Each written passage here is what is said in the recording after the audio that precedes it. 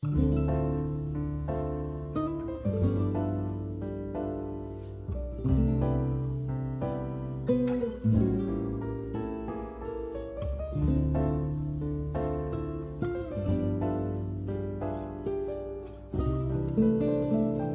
시절로 오세요. 그때 우리가 여기에 있습니다. 어려서는 조숙했지만 자라서는 미숙한 두 남자의 영화 발굴, 이슈 발굴 채널 호우 시절. 지난주에 저희 나름대로 핫 이슈 얘기를 아주 뜨겁게 나눠봤는데 파행적으로 나눴죠. 파행적으로 네, 나눠봤는데 왜 그렇게까지 말했을까 싶은 생각이 벌써부터 드는데 오늘은 좀 고상한 얘기 나눠보려고. 고상함을 확신할 수 있나요? 하긴 알 수 없네. 그렇긴 하구나. 저희가 오랜만에 좀 제가 요 소재로 얘기해보면 좋겠다 싶어서 문득 조셰프님이 요새 어떤 책 읽고 있는지 좀 궁금해지더라고요. 그래서 이달의 책 이야기 오랜만에 한번 책 얘기 한번 나눠보고 싶어갖고. 좋아요. 네, 이달의 책이라는 게 이달에 나온 신간이 아니라 전혀 그렇지 않아요. 이달에 저희가 읽은 책이다. 네네네. 아니면 이달에 저희가 소개하고 싶은 책이에요. 그렇죠. 읽고 있는 책도 저는 읽고 가지고 있는 왔습니다. 책도 가능하고. 일단 저부터 하나 얘기해보고 싶은 게 제가 이 책은 어차피 피해갈 수가 없을 것 같아서 근데 사실 저도 읽고 있는 중입니다. 근데 뭐 인생 작가의 책이라서 갖고 와봤어요. 최근에 신간이 나온. 맞습니다. 도시와 그 불확실한 벽이라는 무라카미 하루키 선생님의 장편 소설입니다. 먼저 여쭤볼게요. 재밌어요? 네네. 조금 달라요. 예를 들면 이렇게 얘기하면 어떨까 싶은데 하루키 소설을 처음으로 만약에 이걸 읽으신다면 이거를 입문작으로 추천하고 싶지는 않아요. 네. 약간 환상 소설기가 있기 때문에 어려운 건가요? 건조한 건가요? 어떤 의미에서는 둘 다인 것 같은데 뭐야 뭔 말을 하는 거야가 될 수 있어요. 근데 사실 하루키 소설의 가장 큰 매력 중에 하나가 문장 하나하나는 읽기가 쉽다는 거거든요. 근데 그 얘기가 조금 갸우뚱해져요. 예, 약간 어려울 수도 있어요. 무슨 말을 하는 건지. 술술 나가야 되는데 그게 좀 쉽지 않을 수도 있겠다라는 생각을 해보거든요. 그리고 이제 과거 다른 소설들에 비해서 스타일의 변주인가? 뭐 1984라든지 카프카라든지 해변의 카프카라든지 심지어 전작인 기사단장 죽이기랑 비교해봐도 좀 그런 느낌이 들어서 이거는 기존 팬들에게는 어떤 변화를 감지할 수 있는 하나의 좋은 척도이겠으나 하루키 책을 아직까지 한 번도 읽지 않았다면 이걸 입문작으로 하기에는 조금 장벽이 생길 수도 있겠다라는 생각을 해보게 돼요. 일단 근데 물론 저도 읽는 중입니다. 말씀드린 기사단장 죽이기 이후에 6년 만에 출간된 소설이고요. 하루키는 본인 스스로 본인의 정면 승부는 장편 소설이라고 항상 얘기하는 사람이기 때문에 일종의 가수로 치면 앨범인 거죠. 이게 그 단편 소설을 싱글이라고 할 수 있다면 그래서 본인의 어떤 정규 앨범을 이번에 낸 거예요. 일본에서는 2023년 4월 달에 나온 책이고 한국에서는 문학동네가 판권을 얻어서 지난 9월 6일에 발간이 됐습니다. 이게 원래는 하루키가 잡지에 기고를 했었는데 조금 이제 약간 마지막에 자신감이 안 생겨서 약간 흐지부지된 그런 단편 소설 작품인 도시와 그 불확실한 벽이라는 작품을 이제 리버전한 그런 작품이에요. 무려 40년의 이제 시간 간극을 넘어서서 단편을 장편으로 확장을 시킨 거죠. 그래서 하루키의 초기작 중에 하나인 세계의 끝과 하드보일드 원더랜드의 연장선에 있다라고도 보실 수 있는 책이기 때문에 이게 그러니까 하루키의 초기작들이랑 더 비슷한 거 아니야? 라는 생각이 들어서 더 이렇게 1984와의 거리감 같은 게 느껴질 수도 있을 것 같아요. 그래서 이 책을 일단은 읽고 있는데 만약에 좀 고민하고 계신 분이 계시다면 같이 읽어보지 않으실래요? 라는 느낌으로 갖고 와본 책이에요. 그러니까 아직까지는 한 중간 정도 보신 건가요? 네, 그 정도인데 저는 사실 개인적으로 되게 재밌게 읽고 있어요. 그리고 저는 하루키 책을 장편 소설은 되게 저의 그러니까 예를 들면 제가 기사단장 주기를 읽었을 때가 되게 기억이 나거든요. 아직도 1984를 읽었을 때가 기억이 나고 왜냐면 되게 그 시간을 따로 마련을 하거든요. 하루키 장편 소설을 읽는 의식이 따로 있어요. 맞아요. 그래서 원래는 제가 어디를 가가지고 읽고 오고 싶었는데 제가 최근에 일정이 너무 겹쳐가지고 일상 속에서 틈틈이 읽고 있는 중인데 나쁘지 않아요. 원호 씨에게 있어서 하루키의 책 중에서 가장 재밌었던 책. 단편 중에서는 저의 이제 입문작이기도 한 무라카미 하루키 단편 걸작선이라는 책이 하나 있고, 그 다음에 렉싱턴의 유령이라는 단편 모음집이 있어요. 그게 이제 제가 좋아하는 단편 모음집이고, 그 다음에 하루키가 에세이나 칼럼 이런 것도 많이 쓰셨거든요. 그런 것들을 잡다구리한 걸 다 모아놓은 그야말로 잡문집이라는 책이 있어요. 무라카미 하루키 잡문집. 그 책도 제가 좀 추천을 드리는 편이고 장편 소설 중에서는 저는 1984인 것 같아요. 1984 가장 좋아하고 잘 읽히고 개인적으로는 그냥 저 개인적으로는 하루키 소설의 정점이 거기가 아니었냐라는 생각을 해요. 그래서 만약에 누군가에게 추천을 할 수 있는 기회가 있다면 한 3-4권 정도를 말씀드릴 것 같아요. 네. 다시 한번 읽어보세요. 네, 방송 들으시는 분들하고도 한번 나눠보고 너무 오만했나? 그런 거지 뭐. 같이 읽어보시죠 라는 제안을 드려보고 싶었습니다.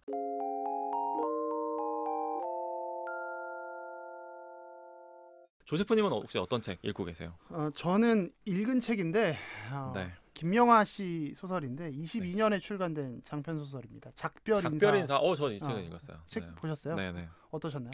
아주 참 김명하는 진짜 부지런하다. 되게 부지런하다 생각을 많이 하면서 봤던 거. 재밌게 읽었습니다. 저는. 저도 상당히 재밌게 읽었거든요. 저는 약간 이런 마음이었어요. 사실 작별 인사라는 제목은 되게 무슨 노래 제목 같잖아요. 그렇죠. 상당히 무슨 발라드 제목 같은. 김광진 노래 같죠. 그래서 저는 무슨 당연히 뭐 사랑 이야기 같은 건 줄 알았는데 이별 이야기 같은 건 줄 알았는데 휴머노이드 로봇에 대한 내용이더라고요. 그래서 이거 거의 약간 인류에게 질문하고 있는 거 아니야? 라는 생각이 들 정도였고 우리가 휴머노이드 로봇이 우리와 함께 공존한다면 품게 될 그리고 맞이하게 될 여러 가지 고민들을 이 책 한 권에다 잘 정리해 놓은 것 같아요. 마치 사회학 그 교과서에나 나올 법한 이론들을 아주 풀어서 잘 독자에게 이해하기 쉽게 잘 전달하고 있는 것 같아서 굉장히 훌륭한 작가구나. 되게 그 고민이 많았던 작가구나.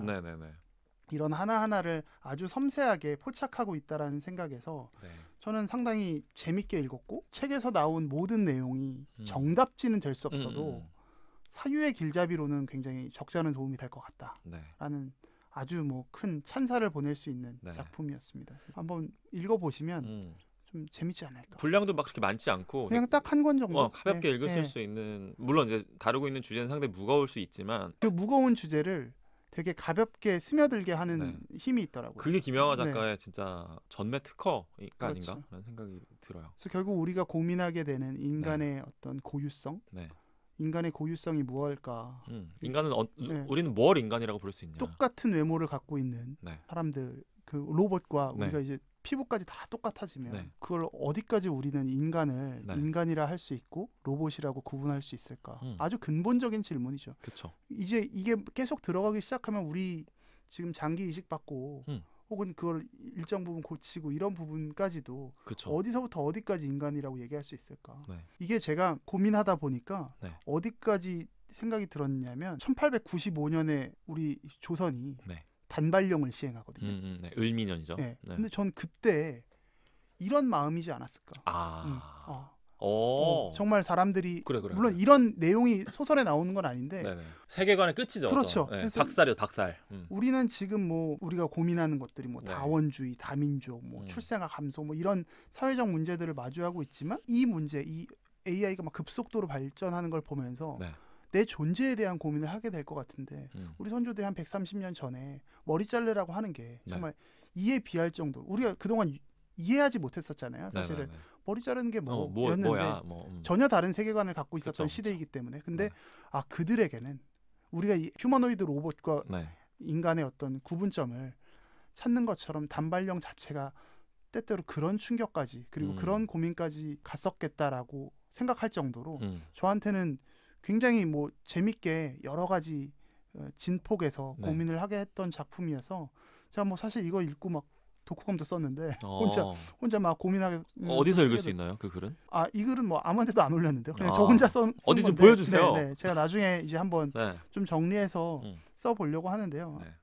그만큼 되게 저에게는 좀 특별한 경험을 했던 그런 책이었습니다. 아주 재밌게 읽었어요. 조세프님이 어떤 언저리의 생각을 하고 있는지 좀 궁금해지네요. 조세프님 인간이랑 AI랑 구분을 어떻게 지을 수 있다고 생각을 하셨어요? 하고 계세요, 혹은? 이거 참 어렵죠.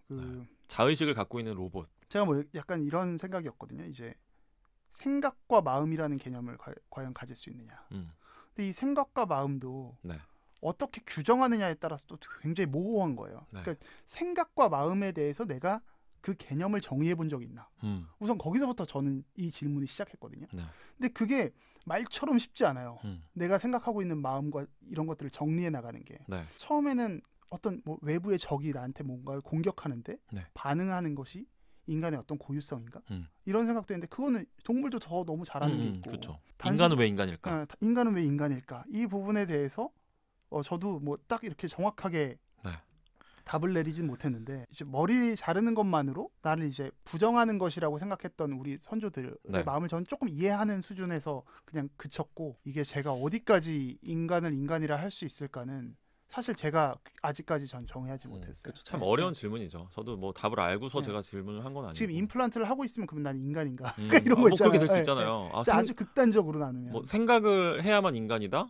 그러면 뇌사 상태에 빠진 사람은 인간이 아닌가? 뭐 이렇게 그렇죠. 되는 거란 말이에요. 네. 그 생각을 관장하는 뭔가를 입혀놓으면 네. 실제로 그 휴머노이드 로봇이 생각을 못하지 않거든요. 그렇죠. 네. 마음을 갖고 있잖아요. 거기서 이제 갖고 있는 소설에서 이제 주인공으로 나오는 인물은 네. 인물이라고 해야 돼, 로봇이라고 해야 돼. 네. 걔는 생각을 다 하고 있거든요. 그래서 그 부분을 우리가 어디까지 고유성을 이야기할 수 있을까가 굉장히 어려운 문제고 네. 그리고 이게 큰 사회적 문제가 될 수 있겠다. 그렇죠. 네. 저는 좀 보수적이기 때문에 그만 발전했으면 좋겠어요.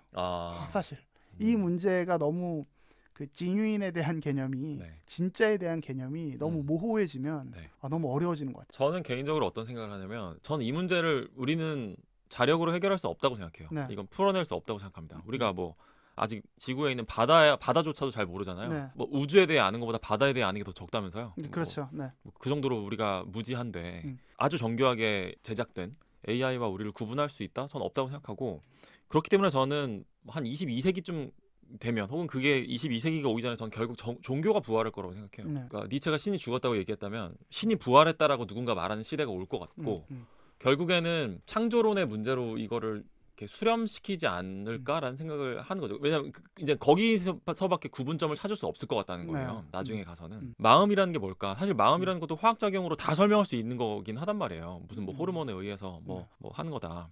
또 일각에서는 뭐 자유의지 같은 건 없다, 아예 없다라고 얘기하는 그 무신론 과학자들도 많이 있고. 그건 아직 설명을 못하죠. 그걸 주장하는 거죠. 주장하는 거죠. 근데 그 아주 첨예하게 세계관의 대립이죠. 근데 아까 그 단발령 얘기도 무슨 머리 자르는 거 가지고 난리야. 근데 사실 그렇게 생각하면 그 선교사들한테 그 예수님 얼굴 그려져 있는 접시 밟는 게 뭐가 문제였겠어요? 그렇죠. 똑같은 문제거든요, 사실은. 이제 뭐 흔한 말로 북한 가서 김일성 개새끼 할 수 있냐? 그래, 이거랑 뭐 똑같은 거예요. 그걸 가지고 막 별거 아니야. 되게 이상한 사람이야라고 얘기할 수 없는 것처럼 우리가 어떤 신념을 붙드느냐의 문제로 수렴될 것 같다는 거죠. 우리 각자가. 신념의 문제다. 네, 그러니까 그게 어떻게 보면 되게 패배 선언일 수도 있어요. 우리가 그걸 이성으로 해결할 수 없기 때문에 그런 신앙의 영역으로 도망치는 거라고도 누군가 비난할 수 있겠지만 저는 결국에는 그 언저리로 결론을 맺는 게 우리 인간이 할 수 있는 그냥 최선의 그거이지 않을까. 예를 들면 이런 아주 단적으로 얘기하면 인간과 AI 차이가 뭘까? 사람은 하나님이 창조했지만 넌 우리가 창조했잖아. 그게 너와 나의 차이야 라고 하는 정도로 마무리할 수밖에 없지 않을까? 되게 어렵죠. 사실 이거 깊이 들어가면 그러면 인간이 창조했는지를 증명하는 과정이 또 굉장히 지난할 수 있고 뭐 그렇죠. 점점. 근데 저 역시도 비슷한데 그래서 그 명품에 대한 수요가 인간이 갖고 있는 그 진짜에 대한 수요와 되게 비슷한 거라고 저는 생각하거든요. 그 오리지널리티.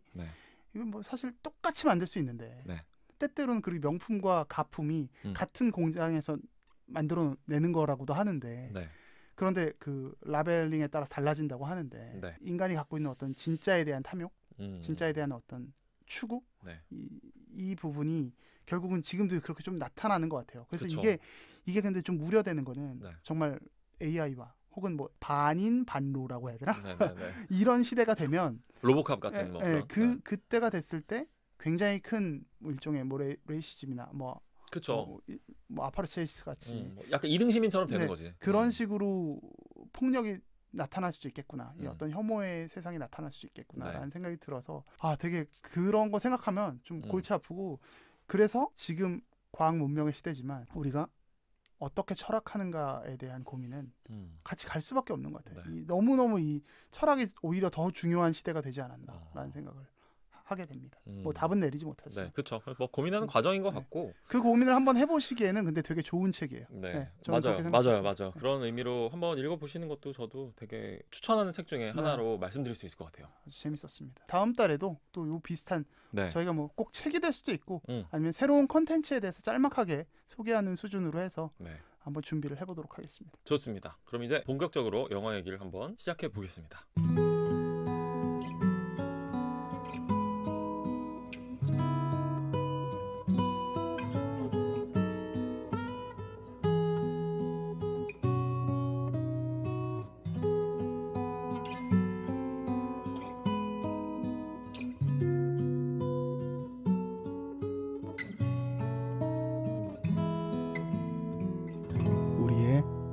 윈도우 시절